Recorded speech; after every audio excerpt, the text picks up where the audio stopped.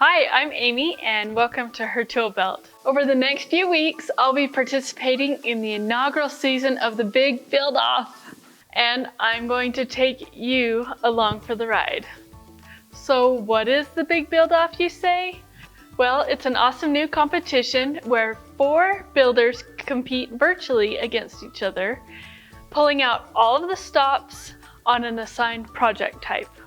The best part is that this is a charity build, and so at the end, our projects will go to a family or a charity in need. This season, we have been asked to build a table. Ooh, the possibilities. The Big Build-Off team has rallied together sponsors for this competition, and each week we'll be highlighting one of those awesome sponsors in our videos. Now it's time to get to work. This table isn't going to build itself.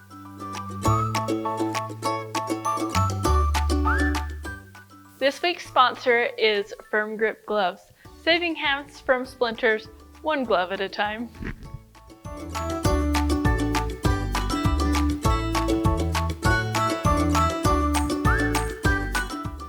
Alright, so on my table build, I decided to go with beautiful rustic walnut. I cannot wait to see how it pops on this table, and I'm excited to work with it. It has super pretty grain, the color is amazing, and it's got some fun little knots and cracks that will be fun to fill with epoxy and see how they look. So I bought this wood at the lumber yard, and it's 4/4 rough cut. So it's 1 inch right now, but that means I have a date with the planer. So when you buy rough cut lumber, you surface plane it down to 3/4 of an inch, and that's a standard size to work with.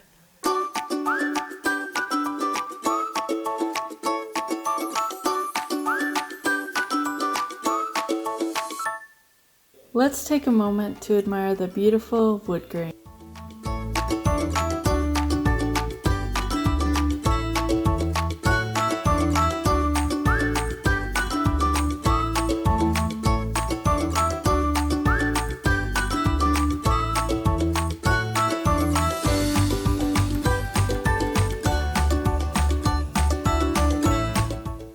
On my hobby thickness planer, I can plane about 1/4 of a handle turn with each pass of the boards.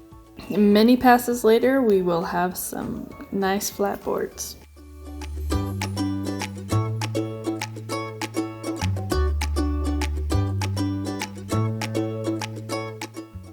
Alright, so I've got the boards planed and they're nice and flat.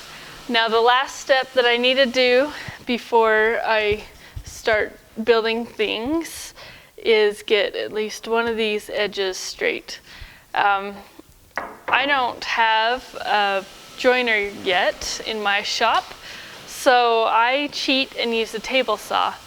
What I do is I measure the board, pick the straightest edge, and set the fence so I'll just barely take a slight sliver off the one edge.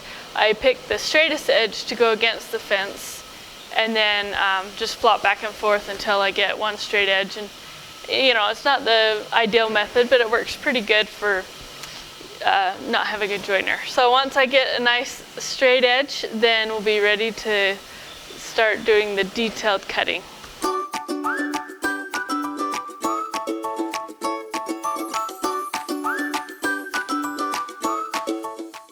Initially, I set my fence just wider than the nominal width of the board, just so I can barely take a hair off any high points along the board length.